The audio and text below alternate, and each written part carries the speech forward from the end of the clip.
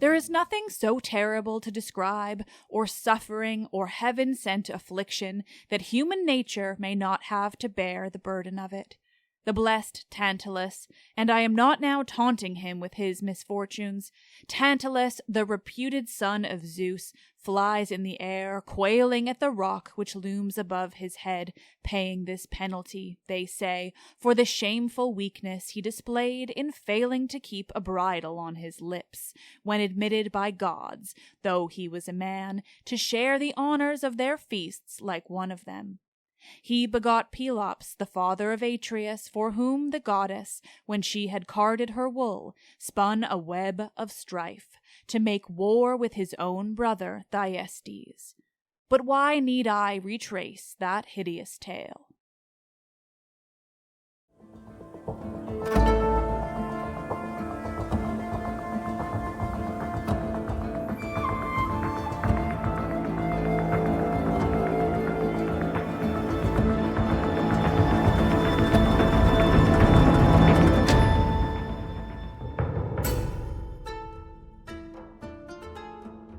Oh, hi, hello, and welcome to Let's Talk About Myths, baby. Or, as I like to sometimes call it, the official Euripides fan club. I am your host, Liv, she who, well, loves Euripides, because he's amazing and weird and interesting. And anyway, today we're talking about one of his plays, because I have both been meaning to talk about this play forever, but also because I needed something that I knew I would love. It has been an absolutely wild few weeks, and I am scrambling to keep my head above water when it comes to the podcast. But Euripides, oh, he makes everything so lovely. So here we are. Today's play is, well, it's one of Euripides' more famous, but for less famous reasons, if that makes any sense. We typically know him for plays like Medea and Bacchae, those iconic, violent, complex, and generally just powerful characters and stories. But the story in today's play isn't one that Euripides is necessarily known for. That honor belongs to one of the other surviving tragedians, Aeschylus. Still, Euripides takes on the story, unsurprisingly, in iconically Euripidean ways. Because guess what? It's seriously weird, and that is why we love him. Today we are talking about Orestes, but Euripides' Orestes. So very long ago, I told you all the story of the Oresteia. It was in the very early days of the podcast, so I know I didn't dive too deep into the sourcing of it, but if I remember correctly, I went with telling you all kind of a generalized version of the story, rather than going into any of the plays directly. Because unlike any other myth from ancient Greece, the story of that messy, murderous family in Argos survives in plays by all three tragedians. There's no other myth that survives that way, and because of this, we get really fascinating and varied versions of these stories. But today, though, we are looking very specifically at Euripides' version of Orestes and Electra's story. I know I've mentioned it before, too, but this play holds a special place in my heart. It's the first time I ever spoke about Greek mythology or tragedy into a microphone. During my undergrad, all the way back in 2011, I took a weird little pop-up seminar class where it was not even a fully seminar class, it was just extra credit, but where me and like 5 other women recorded a performance of the Orestes, like radio play style. It was so much fun. I played Electra, and actually I wondered what might exist in my email from those days, trying to remember who all recorded it with me, aside from the couple of friends that were there. But it turns out that just last week was the 12-year anniversary of the project. I don't think it's unreasonable to say that that experience might have influenced this podcast existing, because as all of you know, I really enjoy reading things aloud into a microphone, particularly reading Euripides aloud, because gods, he's Euripides. And so on that note, let's get right into the murderous, violent, and very, very cursed family of Argos.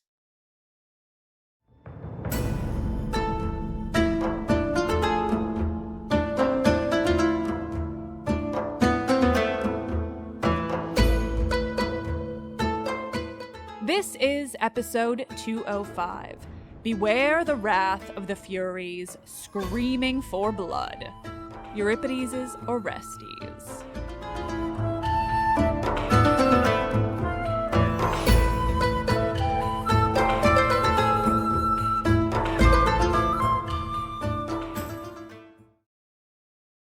Before we get too deep into my beloved Euripides' own words, we first need to situate ourselves in the ancient Greek world.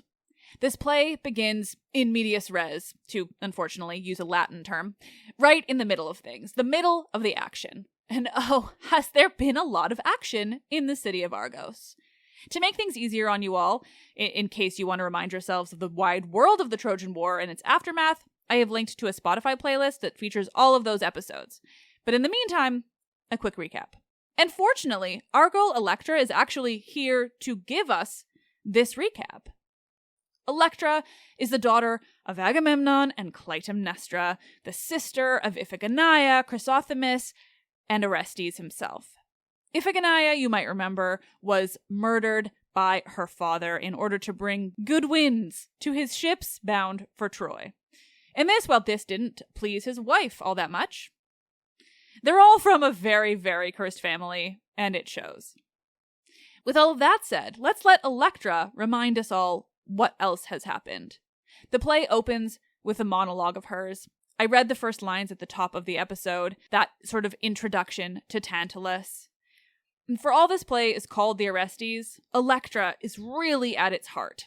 And so the rest of her speech, which yes, I do want to read in its entirety because it is both good and nostalgic, but also because it explains everything up until this point, and I call the shots, goes like this. Quote, "Well, Atreus slew Thyestes' children and feasted him on them. Atreus now I pass over intermediate events. From Atreus and Euripe of Crete were born the famous Agamemnon, if he really was famous, and Menelaus.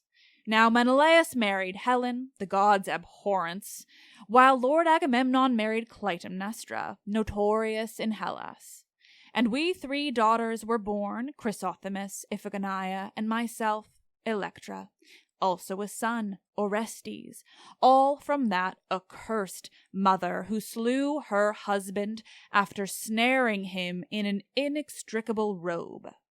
Her reason a maiden's lips may not declare, and so I leave it unclear for the world to guess at. What need for me to charge Phoebus with wrongdoing, though he persuaded Orestes to slay his own mother, a deed that few approved? Still it was his obedience to the god that made him kill her. I had a share in the murder in so far as a woman could, and Pylades who helped us to bring it about. After this, my poor Orestes, wasting away in a cruel disease, lies fallen on his couch, and it is his mother's blood that drives him round and round in frenzied fits. I am ashamed to name the goddesses whose terrors are chasing him, the Eumenides. It is now the 6th day since the body of his murdered mother was committed to the cleansing fire. Since then no food has gone down his throat, nor has he washed his skin, but wrapped in his cloak he weeps in his lucid moments, whenever the fever leaves him. At other times he bounds headlong from his couch as a colt when it is loosed from the yoke. This city of Argos has decreed that no man may give us shelter in home or hearth, or speak to matricides like us. And this is the fateful day on which the Argives will take a vote, whether we are both to die by stoning. There is, it is true, one hope of escape from death. Menelaus has landed from Troy. His fleet now crowds the haven of Nauplia, where he has come to anchor on the shore, returned at last from Troy after ceaseless wanderings. But Helen, that so-called Lady of Sorrows, he has sent on to our palace, waiting for the night, lest any of those parents whose sons died at Troy might see her if she went by day, and set to stoning her. Within she sits, weeping for her sister and the calamities of her family, and yet she still has some solace in her woe. For Hermione, the child she left at home when she sailed for Troy, the maid whom Menelaus brought from Sparta and entrusted to my mother's keeping. is still a cause for joy to her and a reason to forget her sorrows. I am watching each approach until I see Menelaus arriving, for unless we find some safety from him, we have only a feeble anchor to ride on otherwise. A helpless thing, an unlucky house. Things are not going well for Electra and her brother. Clytemnestra killed Agamemnon, and then Orestes killed Clytemnestra, and gods know that such an act inevitably brings the Furies down on you. The Eumenides, the kindly ones, they're sometimes called, because who wants to bring on unnecessary wrath from these ladies? So that is where Electra finds herself, and her brother, who lies on a bed behind her, crying out periodically, but seemingly not at all lucid. And don't expect too much lucidity from Orestes going forward. There's a reason this play is so interesting and unique compared to the other versions of this myth.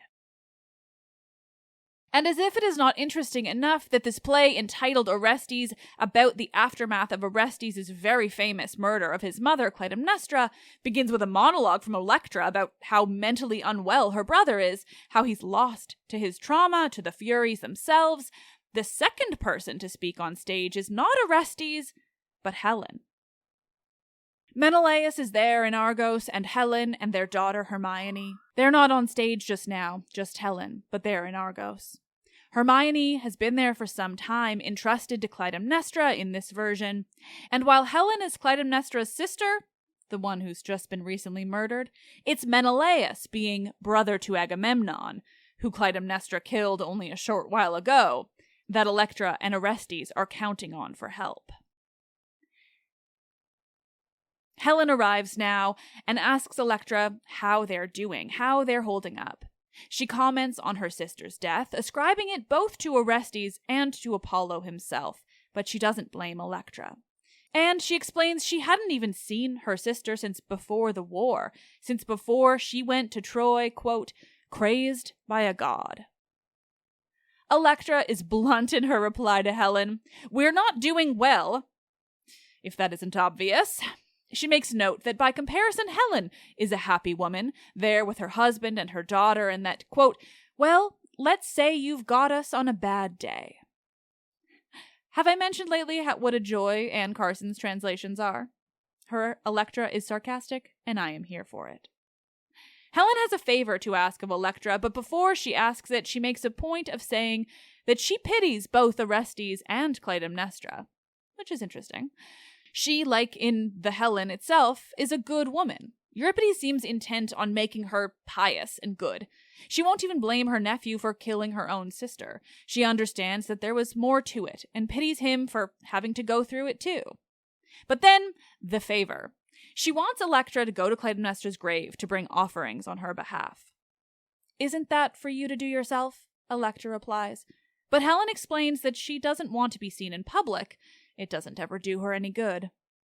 Electra presses her, asking what shame she feels by going out in public, to which Helen replies, quote, the fathers of those who lie dead at Troy, them I have reason to fear. To which Electra replies just, quote, no kidding.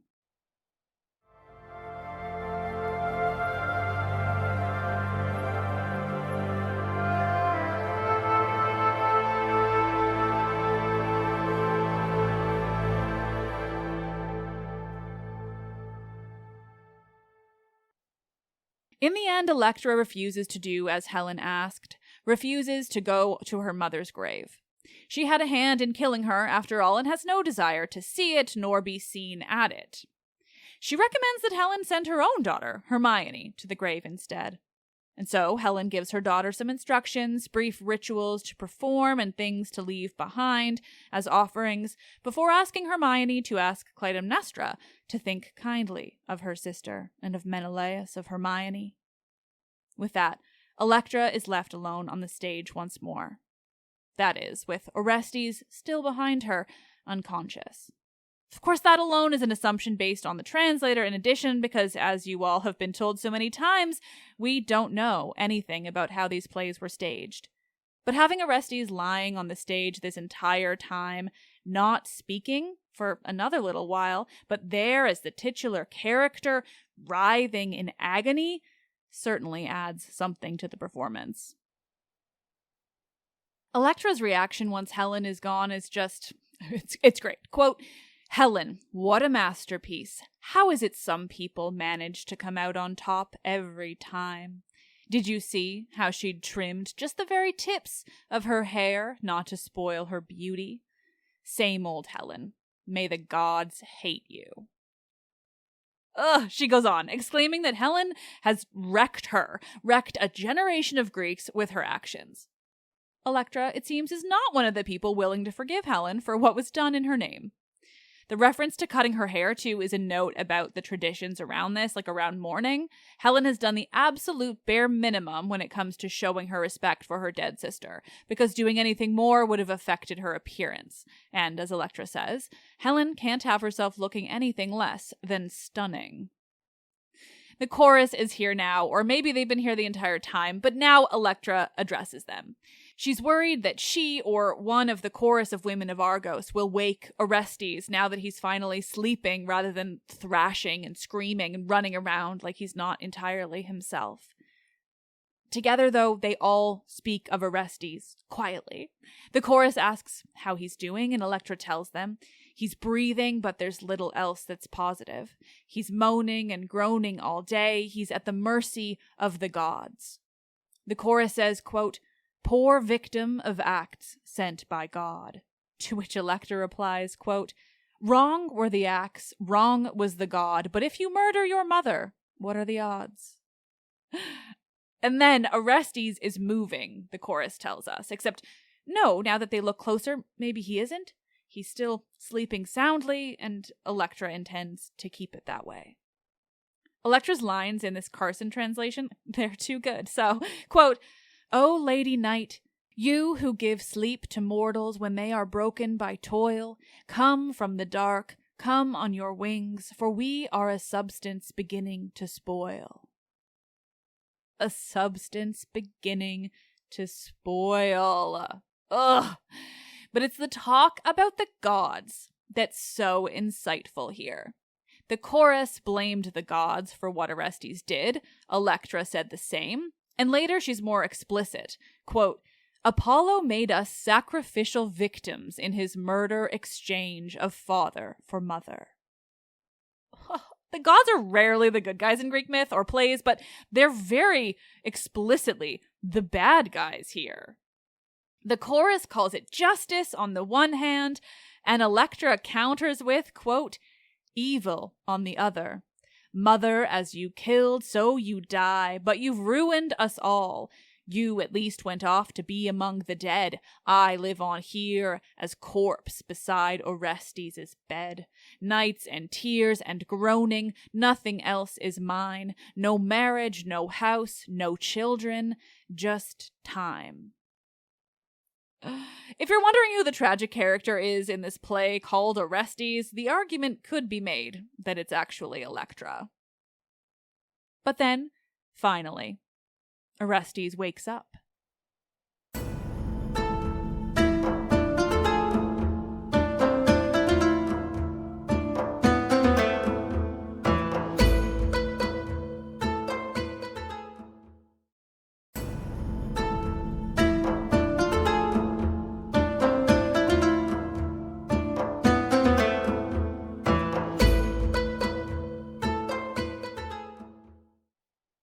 "O beautiful motions of sleep, how sweetly you came to me. O Lady Oblivion, how kindly you clear away pain." That was a quote of Orestes' first lines. Before he asks Electra and the chorus where he is, how he got there, he tells them his mind is gone. Electra dotes on Orestes. He's been sleeping for who knows how long, tormented by what he did and the Furies that are often hanging around or seemingly. No one, though, makes the obvious note that for all the story has told us, Electra was also involved in the murder of their mother, but she doesn't get to fall apart like Orestes does. She has to be the adult, the carer of her brother. And care she does. The next lines are really emphasizing what a mess Orestes is. He's not entirely there. He's unwashed and dirty, he's sickly and weak. But for a moment, the Furies seem to have let him have this moment of sanity, of lucidity.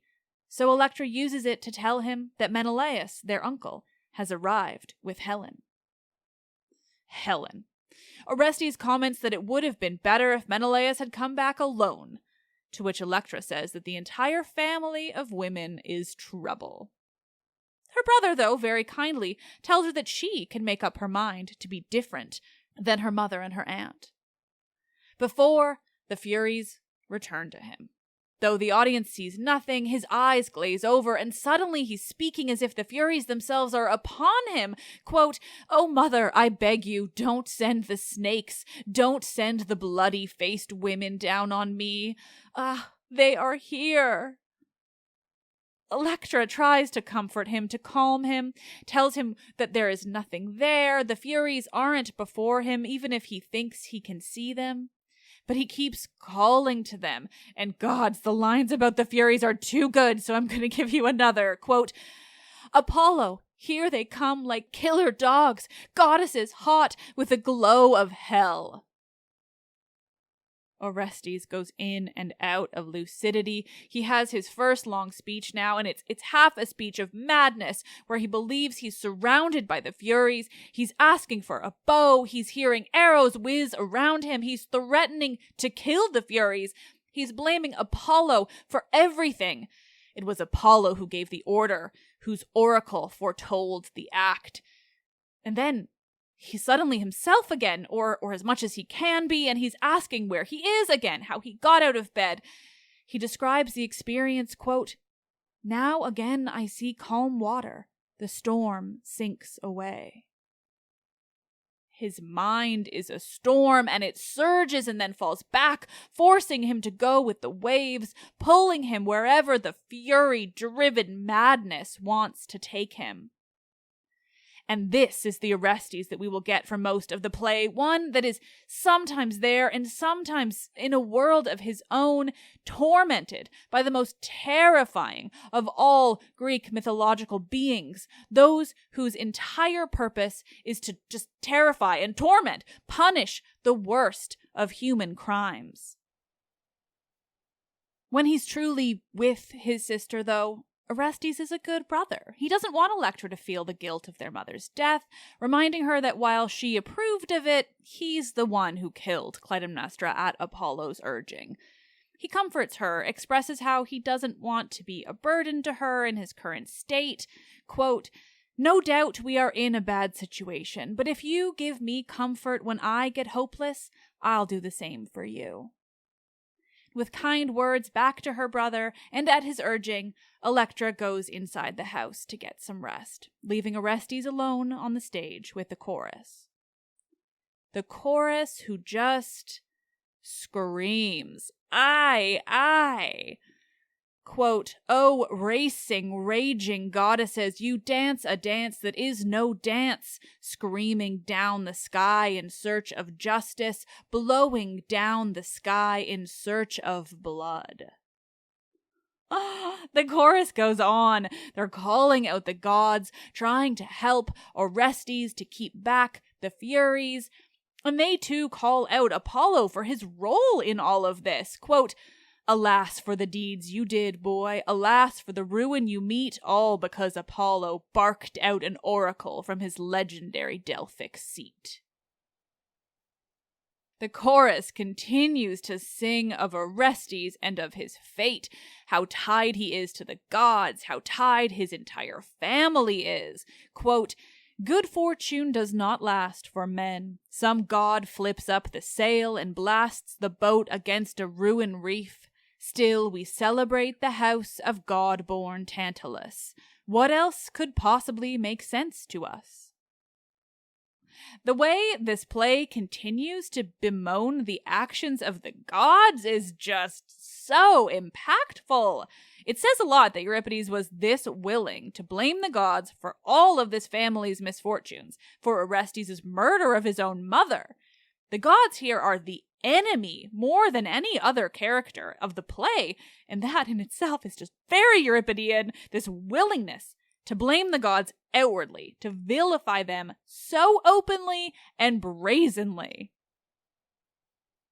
And with these words of the chorus, this explicit blame of Apollo, this pity of Orestes for all the gods have done to him, and this explicit celebration of Tantalus, a man who is not only the ancestor of this family line, but a son of Zeus, who committed the worst atrocity that Greek mythology can imagine, the killing of his own son and the attempt to feed him to the gods, after they've explicitly said that they are willing to continue to celebrate Tantalus.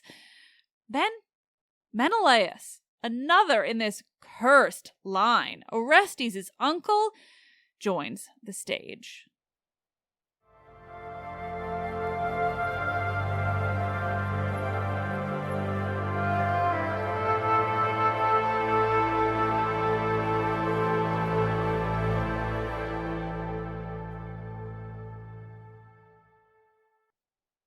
Menelaus, having just walked on stage, doesn't see Orestes yet. First, he speaks of the house that he's arrived in, how happy he is to be there. He might be the king of Sparta, but he got there via his wife. He was first a prince of Argos, Mycenae in the Homeric tradition, which shifted to this nearby city of Argos in the works of the tragedians. This is his home as much as Sparta. He tells us that he's already heard of his brother's death, that he was told the news as he sailed home from Troy, that the sea god and prophet Glaucus is the one who told him of Agamemnon's fate. Menelaus tells us that Glaucus spoke to him directly. Quote, "Menelaus, he said, 'Your brother lies dead. He's had his last bath at the hands of his wife.'" I had to quote that just that bit, because the bath bit alone. That will never not have been the perfect way for a man like Agamemnon to die. A man who ruled over the Greeks during the Trojan War, who oversaw their decimation of Troy, their clear victory, only to return home after 10 years to his rightfully angry wife and die in the bath. Need I remind you all that my silly book of Greek myth-themed cocktails also has one called Agamemnon's Bathwater, and that it looks like bloody bathwater and is possibly one of my greatest accomplishments in this life? Still, Menelaus doesn't feel like I do. He doesn't like the idea of making a joke of his brother's death, and really neither do Orestes and Electra. They blamed their mother. They didn't see in her what I do, the necessity of Agamemnon's death, the way he absolutely deserved it for all his myriad crimes. Menelaus continues telling the audience how he got to land there in Argos, how he landed in Nauplia and sent Helen ahead while he prepared things, how he sent her to Argos to see her sister, only to learn that she, too, had met her end. Quote, "Now tell me, where is he, Agamemnon's child who had it in him to do this dread thing?" Menelaus isn't certain that he'll recognize Orestes. The boy was only a small child when they all left for Troy, and so much has changed. But he doesn't have long to wait. Orestes is there. He speaks up immediately, announcing himself to his uncle and falling to his knees, clasping his uncle's legs as a suppliant. Quote, "I pray to you, save me. You've arrived in the nick of time." Menelaus is surprised. This man before him doesn't look like he could possibly be the Prince of Argos, his own nephew. He's dirty and exhausted. He's worn out and tormented. He looks simply an absolute mess. And, well, they dwell on it for quite a few lines. When Menelaus suggests he looks like the dead, Orestes confirms that he might as well be. Menelaus tells him he looks like a wild animal, even. His eyes look terrible, tormented. And then, for all they dwell on how horrible Orestes looks, when he calls himself a, quote, "mother murderer," Menelaus tells him not to dwell on that, to which Orestes says just, quote, "Some evil spirit is dwelling on me." Ugh. They go on. Orestes says that his own grief is killing him, and he speaks of his fits of madness, how the Furies torment his mind, how they've done so from the moment that he built Clytemnestra's tomb. Menelaus presses him for information on this, trying to tease out what happened. Orestes built his mother's tomb at night, sneaking off with his friend Pylades, who helped in the murder itself. They move on. Menelaus asks him, quote, "What sort of visions plague you?" To which Orestes replies, quote, 3 females who look like night. Menelaus knows who these females are, just as we do, but like Electra, he won't name them. She went as far as to call them by their good name, the Eumenides, the name that people dare to speak in place of their true name. Remember, the Eumenides means the kindly ones. It's the name that people use in place of their true name, the Arenaways, the Furies. That name only brings more curses, more tormenting, and so very few will actually dare to say it. Oh. For all there are horrifying monsters of Greek myth, it is the Furies that are truly meant to be feared. They are the ones that actually make people pause, make them consider their words and their actions. Menelaus asks Orestes, quote, "And they are the ones dancing you on to madness?" It is this visual of dancing that I can't get over. It's been used multiple times now to describe the Furies, and it really conveys like the horror and the beauty that's inherent in them. I love it. The uncle and nephew continue speaking of Orestes and his fate, what he could possibly do to escape this torment of the Furies, the Eumenides. He has one idea. He tells Menelaus, who assures him that if his idea is death, that it would be stupid to take that way out. But Orestes says, quote, "No, I mean Apollo, who assigned me to kill my mother." To which Menelaus replies simply, quote, "A somewhat inept divinity." And then I say again, the things that Euripides is saying about the gods in this play is absolutely mind-boggling, and I cannot get over it. I'm obsessed. It's specifically Apollo, too, which is interesting. Like, I know it's tied to the oracle of it all, but Apollo is a seriously important god, and Euripides is just insulting him at every turn. The two continue to discuss what's happened in Argos over these past days. Orestes tells his uncle that it's been 6 days since he killed his mother, that her funeral pyre is still warm. He also explains that, inept or not, he's confident that Apollo will come through for him. He might be leaving him behind now, but he will take responsibility in the end. For now, though, Orestes is prevented from finding purification anywhere in the city. He's barred from home. He can't take up the crown that should belong to him as the Prince of Argos. He even explains to Menelaus that it's more than just the people of Argos who are furious with him, more even than just Aegisthus and his family, his mother's lover, and Menelaus' loathed cousin, who's seeking revenge against Orestes. Ajax, too, who fought alongside Agamemnon in the war, wants his revenge for the death of a friend during the war. Finally, Orestes reveals to Menelaus that he is awaiting his eventual fate, that the people of Argos will gather today to vote on it. "Vote on your exile?" Menelaus asks. But no, Orestes clarifies. They vote on whether they will stone him to death right there. And so Orestes explains to his uncle, quote, "To you my hopes run. You are my escape." He explains that Menelaus holds both his and Electra's fate in his hands, ending with, quote, "You owe our father. You know that. Don't be one of those friends in name only." But Menelaus doesn't have a chance to respond to this plea. The chorus interrupts the two to tell them that someone is approaching them. It's Tyndareus, the man who gave his kingdom of Sparta to Menelaus upon his marriage to Helen, the father of both her and the recently murdered Clytemnestra, this grandfather of Orestes, this mother killer. The chorus points him out as he comes towards them, quote, "He's dressed in black, in mourning for his daughter."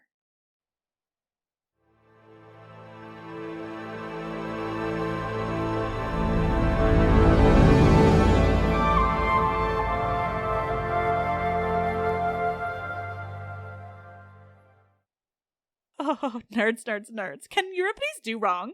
I simply do not think it's possible. He was amazing. He was brilliant. I want to be his best friend. I want to ask him a million questions. I want to know everything that was going through his mind when he wrote his plays. I simply cannot tell you all how much I think about Euripides and how and why he wrote what he wrote. Like, this play is just so interesting. It's so weird. Orestes is so bizarre and fascinating and broken, and gods, I love it. I also have some fascinating and silly insights to share with you.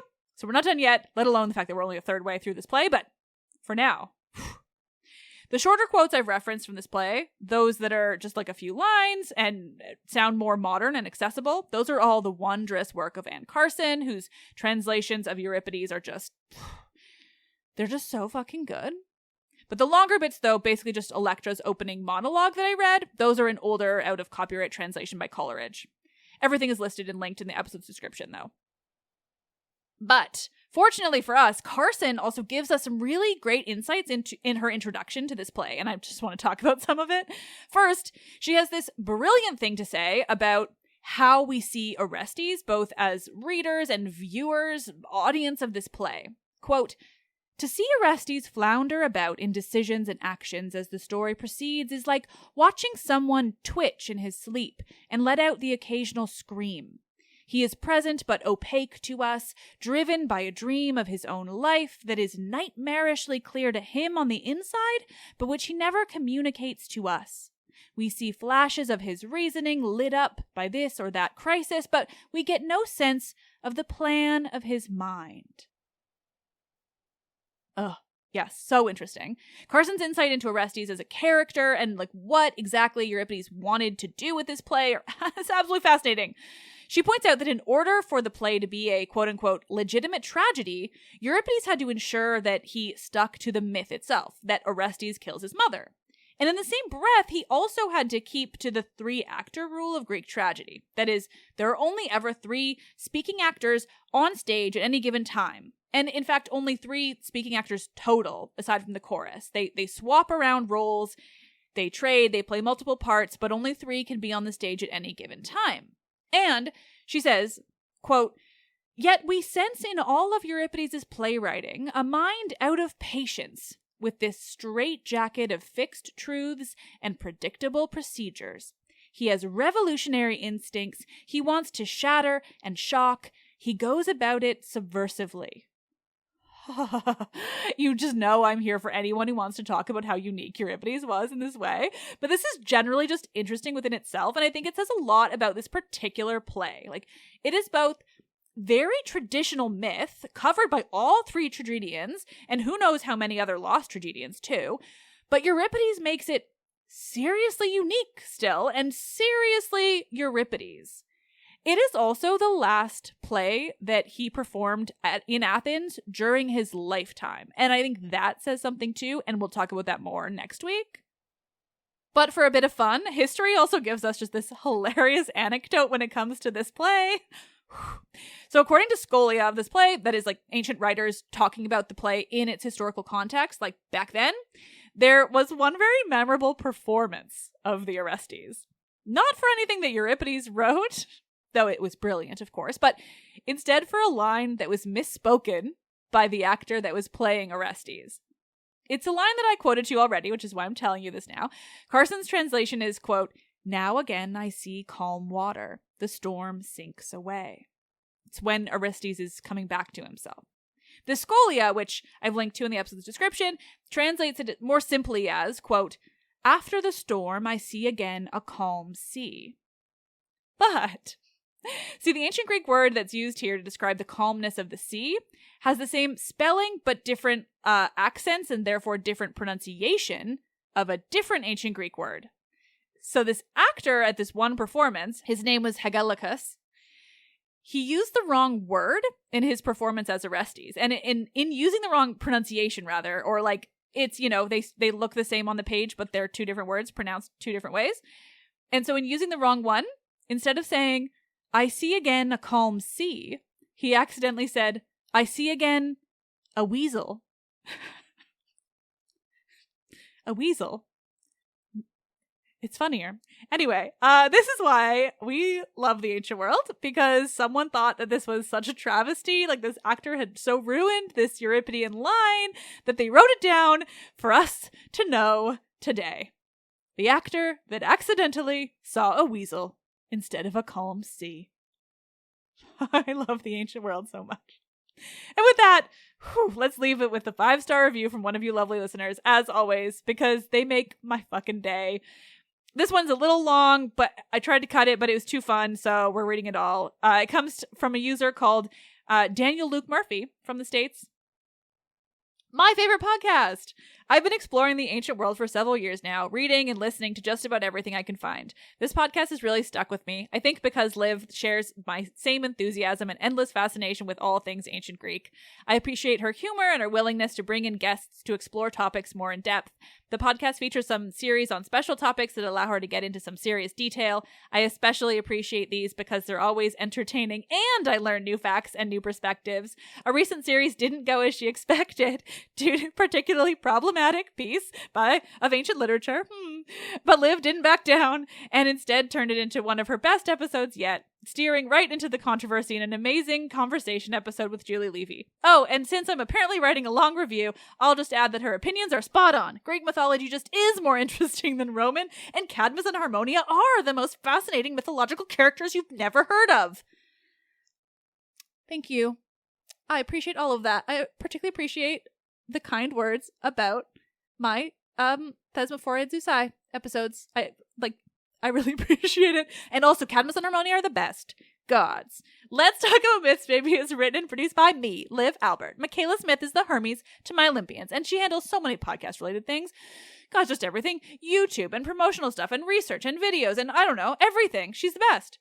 Stephanie Foley works to transcribe the podcast for YouTube captions and accessibility. The podcast is hosted and monetized by iHeartMedia. Help me continue bringing you the world of Greek mythology and the ancient Mediterranean by becoming a patron. We'll get access to bonus episodes and more. Visit patreon.com/mythsbaby or click the link in this episode's description.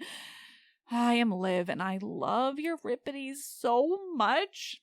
Also just generally love this shit.